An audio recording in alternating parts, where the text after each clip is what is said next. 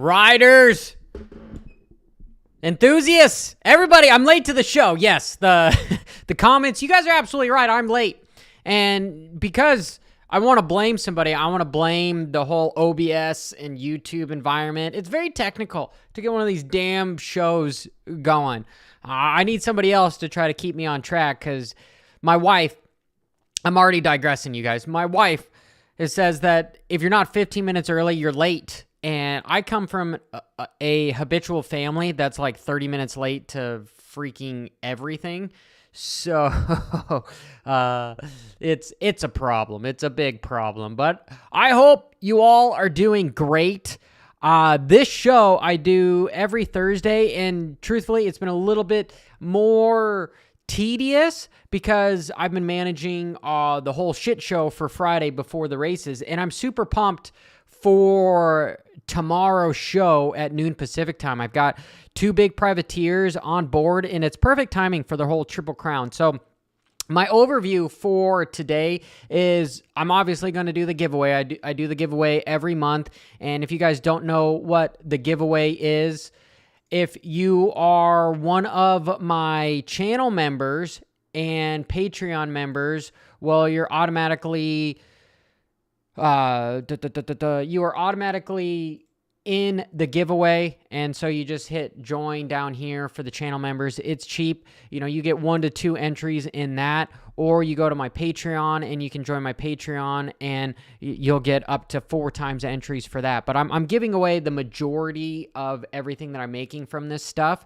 because I want it to grow eventually to where like the community, the community of motorcycle racing we're helping to help each other out with parts, etc., and then eventually giving some big prizes to the privateers. That's my big long-term goal, right? You can't have small goals to where you're stuck in the now, right? I want to go into the future to see what we can do, and I have to put it up to Mr. Steve Mathis, for his privateer, what he sets up with all the sponsors and everything for that race, because those guys make a shit ton of money for that race. And all of our differences aside, I respect the hell out of him for what he has done for the sport. And again, I go over the overview that we all help build it up. Some people like to hear what he says. Other people like some of the humor that I say. It all commingles, you know, and one of these days it would be interesting for us to be able to chat together live, right? I don't really want to do it off air. I'd rather do it first, unfiltered, you know, no script, us just talk right away and see what it transpires. I feel like it would be fairly interesting. But anyway, let's get on with it. Let's start off with that giveaway, okay? And this month's giveaway is I'm doing another $75 gift card to motorsport.com so that somebody can pick out whatever they want, goggles, etc. I just find it easier for that. I am talking with a decals company to where do a full set of graphics for anybody's bikes with a custom code that I would email to the winner of this show, and I just got to work out the details a little bit with him. And then also I'm working with some other stuff to try to give away like a full-blown exhaust system, which I think would be pretty sweet too. So that's what that is. Johnny is late to the show also. It's okay. You guys are great. Buy an unfiltered mug if you are a friend. Hey, appreciate all of the self-promotion in the comments. All right, so let me move on to the screen here. Let's go with the wheel. And can I just click it? Boom, boom, boom, boom, boom.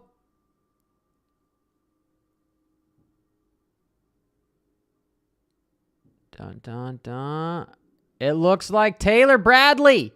You're the winner, my friend. So make sure you go to my Instagram at Hopper875 and private message me, and I will send you over. Then we'll work out your email so that I can email over that gift card to you, my friend. So congratulations, Taylor. Congratulations.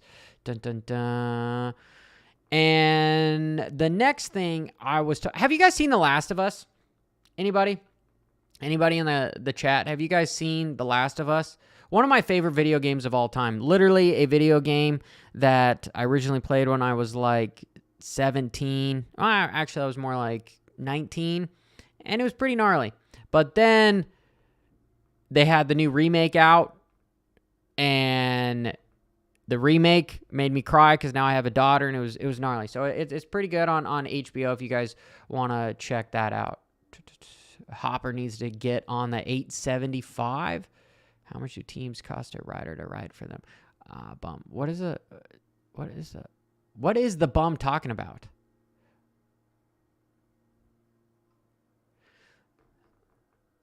In the chat, I don't know what the bum is asking. How much does it charge riders to race under the tent?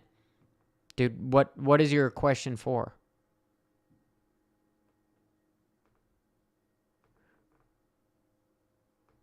Okay.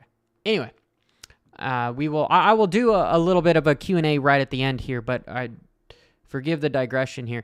The next is the Triple Crown. So this is partially what we're going to be talking about at tomorrow's show. And because I've got so many guests on the show, I'm going to have to shut the hell up and let some of these guys talk. And I'm excited because I've got a couple privateers that are just on the cups of making the night show right out of qualifying. Because typically how a qualifying works with the Triple Crown format is, well, it says right here, the top 18 from qualifying, which is tough. Because that number usually is 40. It's the top 40 go on to the main event, and then you've got the heat races where it's top, 9, and then you go to the LCQ. This is, if you're not 18th fastest qualifier, boom, you don't get in. So let me look back at last weekend's race.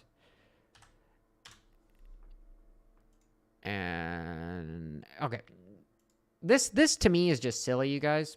I get what they're doing, but my OCD is just freaking the fuck out with this, with how we go 1 to 3, 1 to 3. No. It's 1, 2, 3. See, we're at 4. It's really at 3, right? But they added in this round way down in here, and so I'm like, isn't it just easier to just move the numbers numerically?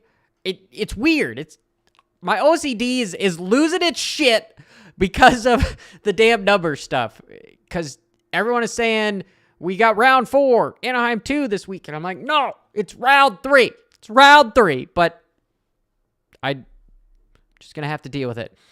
All right, if we go to round 3, which was San Diego, which again wasn't round 3, it's round 2. If I go to combined qualifying times in here, the cutoff is Shane Malkorath. So factory rider for the HEP Suzuki. Boom. So then everybody else would have had to go to the LCQ right away. That's pretty crazy. There's some real good names in here. And if we're going for the 250s, for 18, you've got Ty Masterpool, who's on the Bar X Suzuki squad, Wabi Rageman, Jerry Robin. These are all top privateer teams that are having a really, really hard time to get into the night show because of this stuff. And part of my argument, which is what we're going to talk about on the show tomorrow, is, does it make sense for even a privateer to show the F up? Yeah, with the purse money, you'll still make money, but it's going to be incredibly hard to make the main event.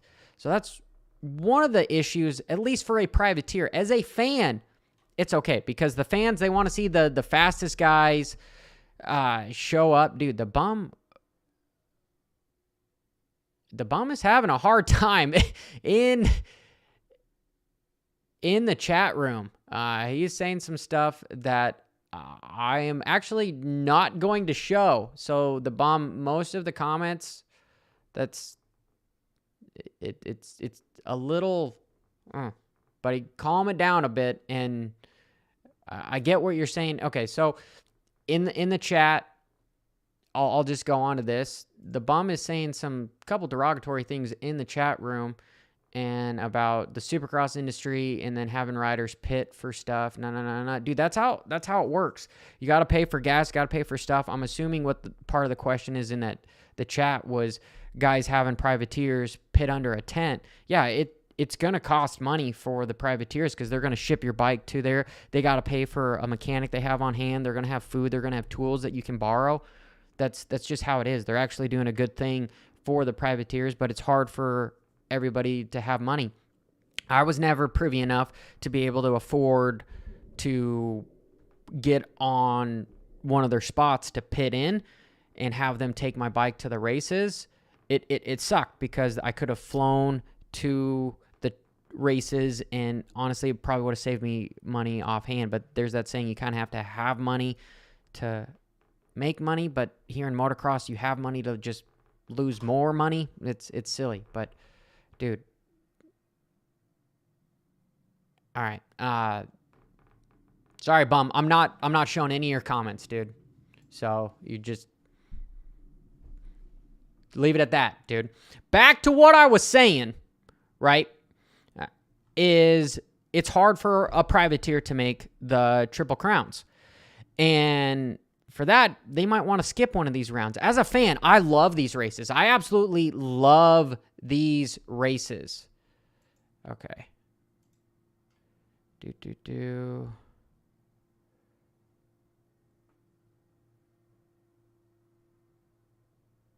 Sorry, I'm removing the bum from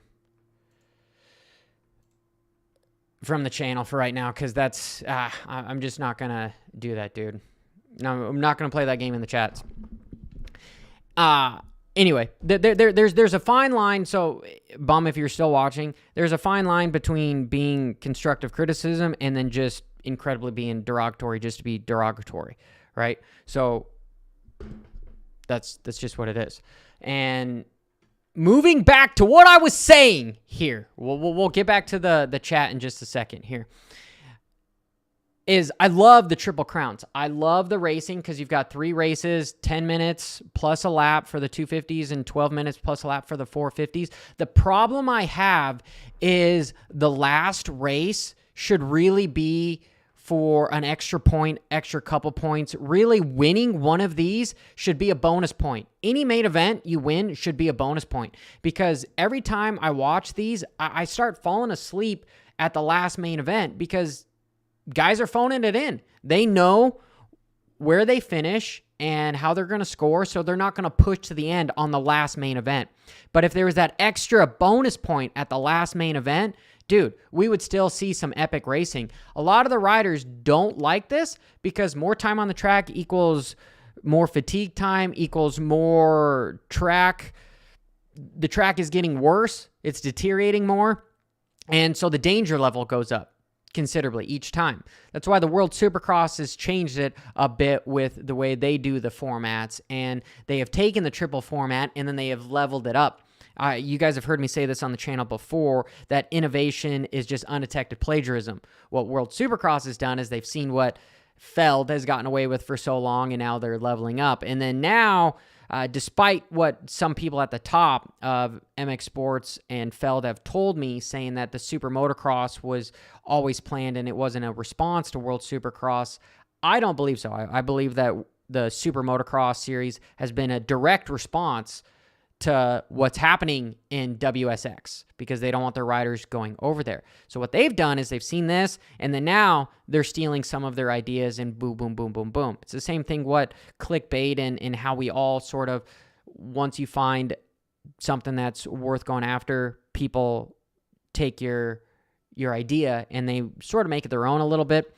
But that is what is going on here. And those are really my only 2 caveats. As a fan, I love how long the races are. I love that the guys are on the track longer. I just do not like that there's not an extra point for the last main event to keep the racing moving forward. And for the privateers, it's unfortunate because these top guys are not going to be able to make any points. It's sort of a bummer there.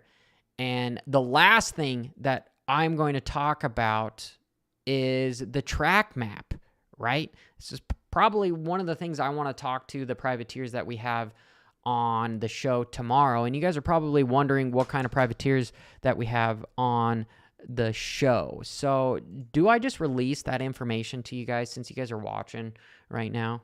Do I just straight up just say, let me look for that LCQ because I want to show it. Individual. Where the heck is the LCQ? There's the LCQ. Provisioning results. This is Stadium. Chase 6. It was in the 250s. Oh, that's main event. Sorry, guys. Dude, what the hell am I going? That's the Heat. There's the last chance qualifier. So, you guys want to know who I have on the show tomorrow. I have Hunter Yoder, okay, the winner of the LCQ in the 250 class. And then for the 450 guy that I got, there's too many freaking PDFs that I got going on here. I've got Kevin Moranz. Kevin Moranz and Hunter Yoder are going to be our guests for tomorrow's show. Stank Dog was telling me he could, but we're working out some details, so I'm going to try to get him on another time. But it's going to be sick. It's going to be sick, and I want to ask these guys what they think of the track. So let's look at the track, and this is really the most in-depth that I have looked at the track, you guys. So I'm just going to go through it with you live. I know I normally do a track analysis, but they haven't released the animated deal, so I still probably will do that, and I'll put all my ideas concisely into a few minutes, but live here, we'll do it together. These tracks effing look like a video game. This is something that you would see people make on video games, and truthfully, as much as I love Ricky Carmichael and sometimes they have like, hey, this track was designed by so-and-so.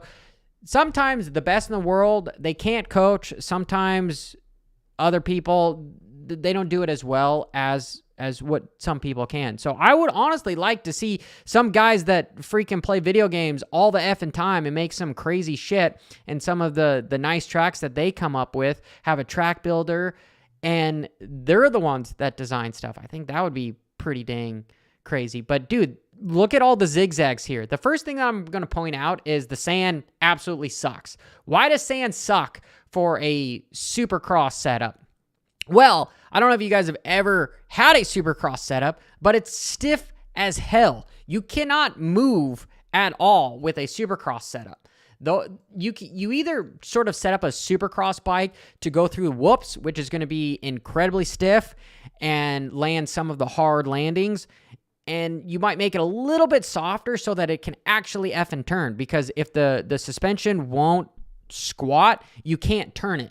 So you could be fast through the whoops and then be able to manhandle some of the obstacles, but you're going to suck in the corners. And truthfully, we all know that racing is won in the corners and also staying low, because in Supercross you spend a good majority of the time in the air. But when it comes to sand, you need to have a softer setup so that bike can flow over the sand, because if it's so stiff, it's just going to catch you, and it's going to feel like ice. And sand is really not a spot to have Supercross, not to mention with these guys don't really want to wear a shit ton of tear-offs because of the lights. The lights make rainbowy filters if you have tear-offs. I know most of them use really laminated tear-offs, which is the way to go, because it gets rid of that kind of that photo effect. But for maybe some of the privateers that can't always afford laminated tear-offs, yeah, it sucks, because now you're in a setup to where you need to have more tear-offs, because of you're going to get roost in the face because of all the sand. And go across here, going to go down, and that's the only time you're going to use that lane. So this looks fairly fast. This looks incredibly fast. I like the 180-degree corner because of the fact that usually 180s, there's less wrecks. as opposed to 90-degree corners. Because 90-degree corners, you got some guy from the outside that's hauling ass that could carry more momentum, and then you've got some guy going straight and then just going to drift wide. Here, it forces everybody to slow down a little bit, but then pretty fast with a little bit of a middle jump in there. I don't know, into another 90. That's going to be interesting. Usually on a Supercross track, you don't really have two straightaways. I don't know how I feel about that. But the rest of the stuff, you got a step over, then you've got maybe, well, this could be a step on, step off, triple, triple, triple, right? And then you probably have, it's easier to start off a rhythm with a triple rather than a double because guys are going to seat bounce and jump over. So we're going to go wide, then we're going to triple, then we're going to double. Then this is going to be a one-line section where it's just a double, double into a single, then another double into a whoop section, which is nice. I really do like that. And then the next setup here, this is interesting. I really, first time looking at this, I would go probably this is going to be a double, then a triple, then another, I want to call that a triple because it's a table to a single, then double, double, triple. This is all going to be fairly one line in this corner into the sand, back across. So I say this is all one line route. Half the track to me feels incredibly one line.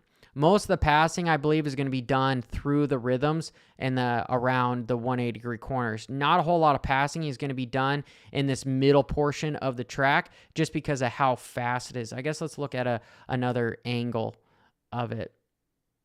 Okay. And what do you guys think in the comments below? Because truthfully, guys, that is my show. That is the show. We did the giveaway. Taylor, message me. If you've joined the show here lately, Taylor Bradley, message me on either Patreon or Instagram and send me your email, and I'll get that gift card sent over to you pronto, my friend. I appreciate the support. But what are you guys thinking about the track? And please, everybody, make sure that you stick around for tomorrow's show at noon. I already have the link set up on my channel, so you can look at the live shows and I already have it set up right here so that you can click here and say, hey, notify me when it is scheduled because it's noon Pacific time tomorrow. So make sure you check that out. Hit that subscribe button. You guys help. I've noticed a bump in the subscribers because that's help. We're growing a community. It's freaking awesome. And when it comes to this round, they're going to do the futures live, and you're going to have Hayden Deegan racing futures. Where's the track map again? Hayden Deegan's going to be racing futures live. He's probably going to be fast as fuck, and I really think he should just be racing. And maybe he is getting ready for East Coast, but he's doing the futures, and I think they're going to take it as a stepping stone because this week I also talked about Max Volan as far as him not making the main event and how awful that was. And he's raced 8 Supercrosses. He's missed 3 of them, but super talented individual. He's just got to change the program just a little bit. And he was a little bit fidgety and was in a bad place at a wrong time. And sometimes you just have shitty luck. You just got to put it up to that. Doesn't mean you're a bad rider. Doesn't mean anything else. Just means, hey, tweak your program just a little bit, clear your head, and you'll go fast. If you're enjoying what you're doing, you're going to continue to go fast. So try to take out all the noise. So let me look at the comments here because you guys have been crazy. And I do apologize for all of what was going on earlier in the chat room. So that was the first time that I had to deal with somebody just kind of making it not as fun for everybody. So you guys are saying that Deegan is going to do well. Obviously, I'm pretty much sure he's going to win the futures. You guys are saying you love the track design. Okay, Mike is saying he loves the track design. Was Tyler top 18? I don't know what that means. Brop. On the side of Brop and a large Brop, please. Oh, yeah, we always have to do the Brops. Post race question and Triple Crown this week. Post race live with questions after app of the Triple Crown this week and make it happen. Zach, we'll see. Zach is asking me if I will go live with a question and answer deal after the live show. We will see. I know I've been teasing potentially going on with it. I can't promise anything. Well, maybe. It might be better for me to do that as opposed to having some live shows during the week because it's hard for people to watch this stuff right around lunchtime. But guys, this is looking sweet. Make sure, I know I keep saying it, make sure you tune in tomorrow because I'm working really hard on that live show, getting a lot of really good guests on board. But till next time, you know what's up. Keep it WFO, and these are the times when I really just